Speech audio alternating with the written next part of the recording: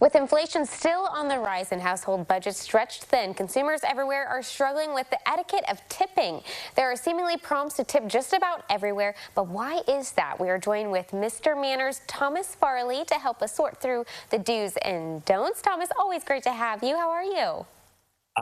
I'm so well, Grace. Thank you so much. And I'm so glad we're talking about this topic because consumers have lots of questions. Yes, and we do have a couple points that we can kind of talk through as to kind of navigating this territory. I know no matter where I go, when I'm inserting my credit card, I always get that prompt, tip or no tip, and it's in places that I wouldn't necessarily expect that. Why is that?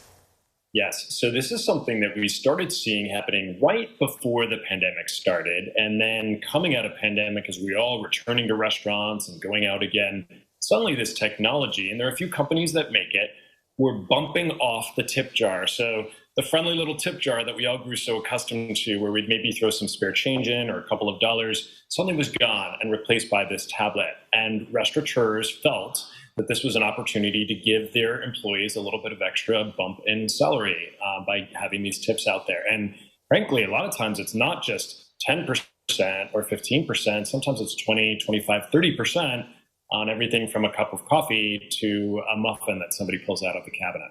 Yeah, absolutely. So how do we navigate? Okay, I want to tip, but I don't really want to tip what's now the norm to tip, but I still want to show my appreciation. How do we navigate that? Yes. So there are really kind of two tracks that we need to think about when we consider this. And the first thing is that tips really are going up, and they're going up everywhere for sit-down restaurant experiences, where usually 15% would have been considered not just adequate, but actually a nice tip. Now 15% across the country is considered pretty paltry. And in fact, the research is showing that just under 20%, so 19% and change, is the average American tip. So we want to make sure that we're still tipping at those levels for a sit-down restaurant experience, because those servers are making sub-minimum wage, and the tips help bring them up to above minimum wage.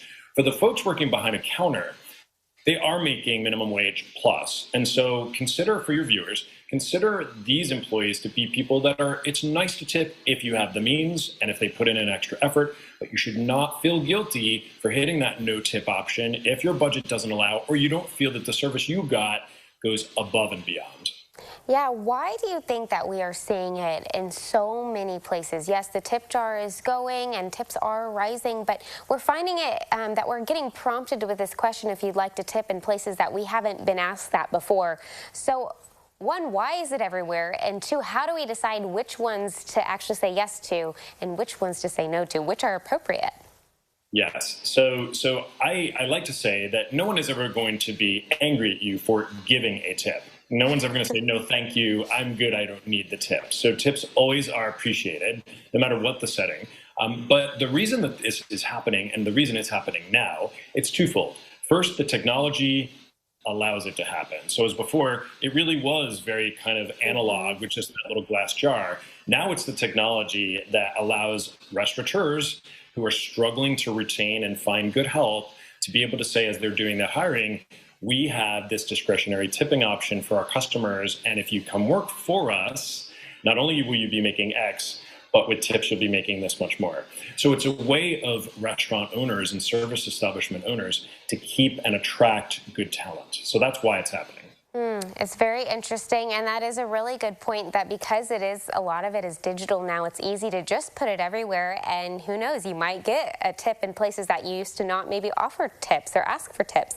So I see why it is going in that direction. Thomas, you are a wealth of knowledge, truly an expert in all things etiquette. You have an awesome website that's a great resource. What can people find if they go to your website or follow you on social media on all things etiquette?